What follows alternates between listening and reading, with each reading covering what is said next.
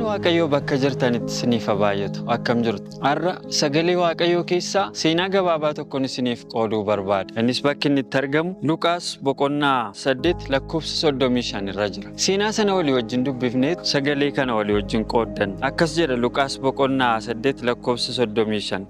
Sabni dhaga'anis waan ta'e ilaaluudhaaf ba'anii gara Yesuus dhufan. Achittis namicha hafuuronni hamoonni keessaa ba'an wayyaa uffatee qalbii isaatti deebi'ee miilla Yesuus jala taa'ee argan. Sabni dhaga'anis gara Yesuusiin dhufani.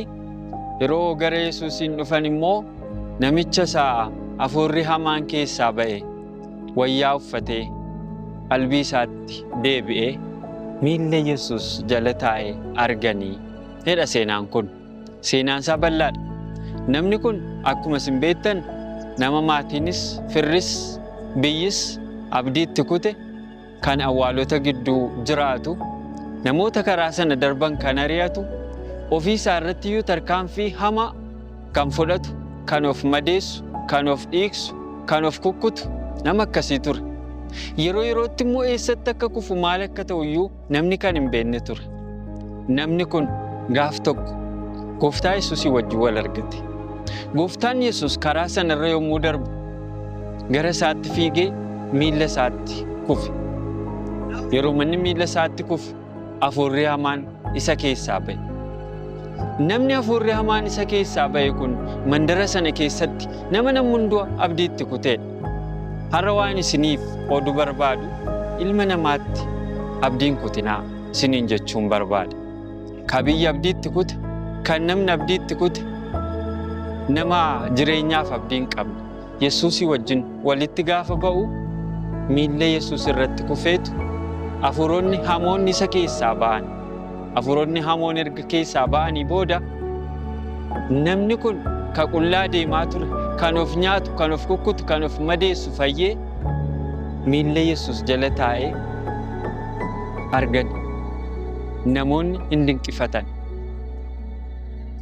Kan isinii dhaamuu barbaadu namni kun yeroo fayyirraa kaasee miilla Yesuus jala taa'e. Wayyaa isaa sirnaan uffachuu danda'e, yaaduu danda'e. Kana qofaayyuu immoo miti. Gooftaan Yesuus gara mandaroota 10 warra biyya sana keessa jirutti hojii Waaqayyoo akka inni hojjetuuf isa erge. Ilma namaatti abdiin kutan. Abdiin kutinaa. Haalotatti abdiin kutinaa. Jireenyatti abdiin kutinaa.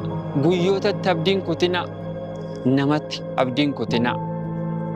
Gooftaan Yesuus nama namni abdiitti kute gara jireenyaatti, gara qalbiitti, gara uffachuutti, gara dubbachuutti, gara gaarii uffachuutti, gara qajeelchanii uffachuutti, gara qajeelchanii dubbachuutti deebisuutti beeka.